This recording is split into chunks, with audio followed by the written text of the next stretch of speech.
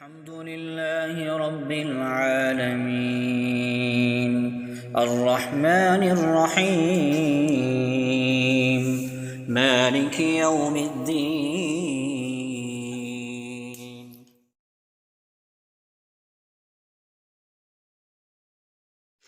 بسم اللہ الرحمن الرحیم. آج بھی تراویح کے اندر 12:15 پڑھا گیا ہے. آج تراویح کا آغاز سورہ نساء سے ہوا ہے.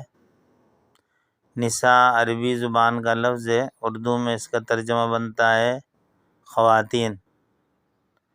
تو اس صورت کے اندر اللہ جل شانہ نے خواتین سے متعلق احکامات بیان فرمائے ہیں.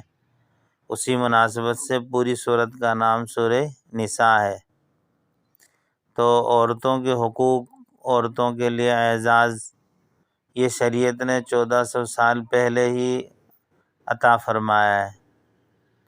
1400 سال پہلے اللہ جل شانہ نے جس طرح سب کے حقوق بیان فرمائے ہیں، اسی طرح عورتوں کے حقوق بھی اللہ جل شانہ نے دیے ہیں. اسلام نے عورتوں کو جو حقوق دیے ہیں، وہ حقوق کسی مذہب کے اندر اس کا تصور بھی نہیں ہے کہ اس طرح کے حقوق بھی عورتوں کے ہیں. آج کے زمانے میں یہ جو نعرے لگے ہیں یا اسی طرح جو شور شرابہ ہوتا ہے بسا اوقات یورپ والوں کی طرف سے کہ عورتوں کے حقوق غصب کیے جا رہے ہیں، عورتوں کا حقوق عورتوں کے نہیں دیے جا رہے ہیں، تو یہ حقیقت میں اگر دیکھا جائے تو یورپ کی طرف سے یہ ہاتھی کے دانت ہیں، جو کھانے کے اور ہیں دکھانے کے اور ہیں. ہوتا یہ ہے کہ یہ عورتوں کے حقوق کے نام پر عورتوں کو نعوذ باللہ چادر اور چاردیواری سے باہر نکالنا چاہتے ہیں، ان کی عزتوں کو پامال کرنا چاہتے ہیں، اور اسی طریقے سے جو ہے ان کو حقوق کے نام پر ان کی زندگی اجیرن کر دینا چاہتے ہیں. اصل میں ان کا جو یورپ کا اور مغرب کا جو خاندانی نظام ہے وہ تباہ ہو چکا ہے، ان کا خاندانی سسٹم برباد ہو چکا ہے. تو وہ چاہتے ہیں کہ اب یہ جو ہے چیزوں کا سامنا مسلمانوں کو بھی کرنا پڑے اور یہ آفت مسلمانوں پر بھی آ جائے. تو اس لیے یہ لوگ بسا اوقات اس طرح کے نعرے لگا کر جو ہے گمراہ کرتے ہیں لوگوں کو. اگر عورتوں کے حقوق سے یا عورتوں کی جان سے ان کو اتنا جو ہے واسطہ ہوتا یا ان کا اتنا ان کو احترام ہوتا یا خیال ہوتا، تو آج آپ دیکھ لیں فلسطین کے اندر جو مائیں ہیں، بہنیں ہیں، کتنی قسم پرسی کے اندر ہیں، کتنی جو ہے پریشانی کے اندر اور کتنی تکلیف کے اندر ہیں، کتنی تکلیف دہ زندگی، ان کی زندگی اجیرن ہو چکی ہے. کیا وہ عورتیں نہیں ہیں؟ اگر عورتوں کے حقوق کی بات ہے تو ان عورتوں کے حقوق کے لیے کیوں نہیں آواز اٹھائی جا رہی ہے؟ تو میرے دوستو، یہ ایک دھوکہ ہے اور مسلمانوں کو گمراہ کرنے کی کوشش ہے. اسلام نے 1400 سال پہلے عورتوں کو ایسے حقوق دیے ہیں. آپ اس بات سے اندازہ لگائیں، ایک عالم فرما رہے تھے، بڑی اچھی بات کی. فرمایا کہ دیکھو پورے قرآن میں سورہ نساء ہے، نساء کہتے ہیں خواتین کو، لیکن سورہ رجال نہیں ہے. رجال کہتے ہیں مردوں کو. رجال کے نام سے جو ہے کوئی صورت نہیں ہے. تو یہ اسلام نے جو ہے کہیں پر بھی کسی کے حقوق کے اندر کمی نہیں کی. الحمدللہ سارے حقوق بیان فرمایا. تو بہرحال اس صورت کے اندر عورتوں کے حقوق ہیں، پھر زوجین کے آپس میں حقوق بیان فرمایا ہے. مردوں کو اللہ جل شانہ نے گھر کا ذمہ دار بنایا ہے اور عورت کو جو ہے ان کے ماتحت بنایا ہے. ان کے بھی حقوق ہیں، ان کے بھی حقوق ہیں، دونوں کے ایک دوسرے پر حقوق ہیں. پوری تفصیل ہے، ابھی وقت اتنا نہیں ہے. پھر اس کے بعد جو ایک اہم بات ہے وہ یتیم کے مال سے متعلق ہے کہ یتیموں کا مال جو لوگ اس طرح ناجائز طریقے سے، ناحق طریقے سے غصب کرتے ہیں یا کھاتے ہیں بیجا، تو اللہ جل شانہ ارشاد فرماتے ہیں ان الذین یاکلون اموال الیتامی ظلما انما یاکلون فی بطونہم نارا، کہ یہ اگر ناحق یتیم کا مال غصب کرتے ہیں تو یہ حقیقت میں اپنے پیٹ میں آگ اور انگارے بھر رہے ہیں۔ یتیم اس کو کہتے ہیں کہ جو چھوٹا ہو، نابالغ ہو اور اس کے والدین دنیا سے چلے جائیں۔ بعض مرتبہ لوگوں کو پتہ نہیں ہوتا تو وہ بڑے بوڑھے بھی ہوتے ہیں، کہتے ہیں یار میں یتیم ہوں، میرا والد نہیں ہے۔ تو بھائی یتیم جو ہے انسانوں میں ان کو کہا جاتا ہے کہ بلوغت سے پہلے جن کے والدین کا سایہ ان کے سر سے اٹھ جائے ان کو یتیم کہا جاتا ہے۔ اس کی بھی پوری تفصیلات ہیں کہ یتیم کے ساتھ اگر خیرخواہی، ہمدردی، شفقت کی جائے تو کتنا اجر و ثواب ہے، اور یتیم کے ساتھ نعوذ باللہ ناروا سلوک ہو تو ان کی کس طرح کی جو اللہ جل شانہ کی طرف سے وعیدات ہیں، تو اس کا ذکر ہے یہاں پر۔ اس کے بعد آگے ایک اور شریعت کا اہم حکم ہے میراث سے متعلق۔ ایک رکوع کے اندر اللہ جل شانہ نے پوری تفصیلات بیان فرمائی ہیں۔ دیکھو میراث وراثت کے احکامات شریعت کی طرف سے ورثاء کے جو حصے ہیں، مورث کے مرنے کے بعد جو ورثاء ہوتے ہیں ان کے حصے قرآن میں متعین کر دیے گئے ہیں کہ والد کو کتنا حصہ ملے گا میراث میں سے، ماں کو کتنا حصہ ملے گا میراث میں سے، بیوی، شوہر، بیٹیاں، بہنیں، اور اسی طریقے سے جو ہے نا دادا، دادی، نانی، ان کے جو حقوق ہیں یہ شریعت کی طرف سے متعین ہے، کوئی اس کے اندر رد و بدل نہیں کر سکتا۔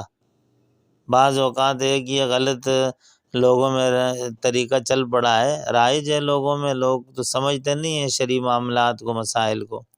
بعض مرتبہ والد یا والدہ اس طرح کا اعلان کر دیتے ہیں کہ میرا فلاں بچہ جو ہے وہ نافرمان ہے، اس کو ہم نے عاق کر دیا ہے، تو لہذا جو ہے نا ہمارے مال سے، ہمارے ان معاملات سے اس کا کوئی لینا دینا نہیں ہے، اس کو کوئی حصہ نہیں ملے گا۔ نہیں، یہ شریعت کی نظر میں غلط ہے۔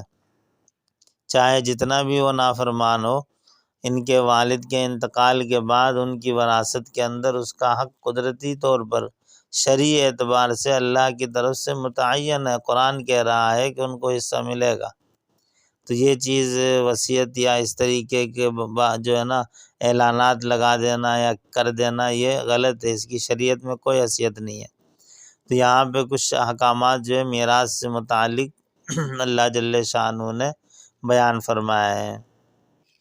اس کے بعد آگے جو اہم باتوں میں سے ایک بات ہے وہ حکم جو ہے نا قتل سے متعلق ہے کہ ناحق کسی کو قتل کرنا۔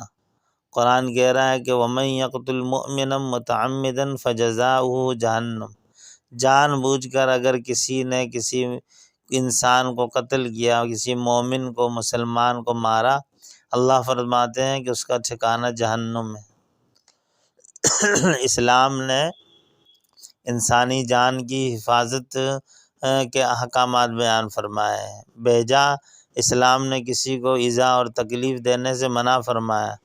انسان تو انسان، جانوروں کو بھی شریعت نے جو حقیقت ہے، ایک تو مغرب کا دوہرا معیار ہے کہ ایک طرف کتے اور بلیوں کی باتیں کی جاتی ہیں حقوق کی، اور دوسری طرف جو ہے اشرف المخلوقات انسان پر قیامت ڈھاتے ہیں، اور ان کے جو ہے ان کو کوئی فکر نہیں ہوتی، نہ ماتھے پر کوئی شکن آتی ہے، بل آتا ہے، کچھ نہیں ہوتا، کیونکہ ان کا معیار ہی دوہرا ہے۔ قرآن، شریعت اور اسلام کا معیار ایک ہی ہے، ایک ہی قانون ہے سب کے لیے، چاہے مسلمان ہو چاہے کافر ہو، سب کی جان شریعت کہتی ہے کہ محترم ہے۔ کسی کو بلا وجہ ایذا پہنچانا، تکلیف دینا اور اسی طریقے سے جو ہے پریشان کرنا یہ منع ہے شریعت کے اندر۔ اسلام نے بھیجا کسی کو ایذا دینے کا جو ہے اسلام روادار نہیں ہے، چاہے کسی بھی مذہب کے ہوں، ان کی جان مال کی حفاظت ضروری ہے۔ جب تک کہ وہ مقابلے میں آن کھڑے نہ ہوں اس وقت تک شریعت کی طرف سے ان کے اوپر کوئی اس طرح کا حکم نہیں ہے کہ ان کو تکلیف دی جائے یا ان کو جو ہے پریشان کیا جائے یا ان کو ایذا دی جائے۔ آج مسلمانوں کو ہر طرح سے جو ہے کفار نشانہ بنا رہے ہیں، ان کے ہاں کوئی قانون نہیں ہے، کوئی ان کے ہاں جو ہے اس طرح کے مساوات کا کوئی نظام ہی نہیں ہے۔ جب جہاں جن جو ہے کفار کو تھوڑی سی طاقت ملتی ہے مسلمانوں پر مظالم ڈھاتے ہیں۔ کبھی ہندوستان کے مسلمانوں کو تخت مشق بناتے ہیں وہاں کے ہندو، وہاں کی حکومت، کبھی جو ہے یہود، کبھی نصارہ، کبھی کوئی، ہر اعتبار سے اور ہر جگہ مسلمان ہی مظلوم ہیں، پس رہے ہیں۔ اور ان کی مکاری دیکھیں کہ وہ اپنے اسی دور معیار پر چلتے ہوئے مسلمانوں ہی کو نعوذ باللہ جو ہے ظالم اور دہشت گرد اور پتہ نہیں کیا کیا گردانتے ہیں۔ تو بہرحال شریعت کا حکم یہ ہے کہ انسانی جان کی حفاظت ہو، بیجا کسی کے اوپر ظلم یا زیادتی نہ ہو۔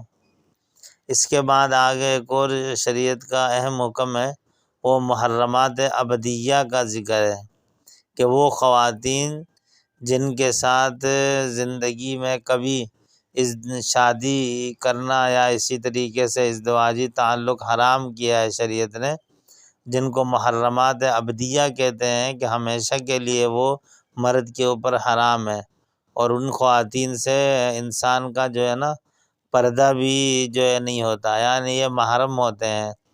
جن کے علاوہ جو نامحرم خواتین ہیں ان سے جو ہے پردہ بھی ہے، تو اللہ نے اس کا ذکر یہاں پہ فرمایا ہے۔ اور ایک آخری اہم بات بتلا کر بات ختم کر دیتے ہیں۔ اللہ جل شانہ نے یہاں پر منافقین کا ذکر فرمایا کہ یہ جو منافق ہیں یہ دوغلے ہوتے ہیں، یہ کسی ایک طرف نہیں ہوتے، کبھی ادھر کبھی ادھر جو ہے نا یہ ڈواں ڈول رہتے ہیں۔ وجہ اس کی یہ ہوتی ہے کہ دل میں ان کے کفر ہوتا ہے، زبان میں کچھ اور ہوتا ہے، تو اس لیے ان کے لیے کسی ایک جگہ میں متحد ہو کر استقامت سے کھڑا رہنا ان کے بس میں نہیں ہے۔ یہ کبھی اللہ فرماتے ہیں کہ ان المنافقین یخادعون اللہ وهو خادعهم واذا قاموا الى الصلاة قاموا كسالى یراؤون الناس ولا یذکرون اللہ الا قلیلا مذبذبین بین ذلک لا الہ ہؤلاء ولا الہ ہؤلاء، کبھی ادھر کبھی ادھر، تذبذب کا شکار ہے، کیونکہ پختہ ہوتے نہیں ہیں دل سے، پکے سچے ایک لائن پر کاربند نہیں رہتے، تو ان کے لیے یہی مسئلہ ہوتا ہے، زبان میں کچھ ہوتا ہے، دل کے اندر کچھ اور ہوتا ہے۔ اسی لیے اللہ فرماتے ہیں کہ ان کے لیے سخت سزا ہے، ان المنافقین فی الدرک الاسفل، اللہ فرماتے ہیں منافقین کا ٹھکانہ سب سے ہولناک اور سب سے سخت اور سب سے نیچے کا جو طبقہ ہے جہنم کے اندر جو جگہ ہے وہ منافقین کی ہے۔ اللہ قرآن و سنت کو سمجھنے اور عمل کی توفیق عطا فرمائے۔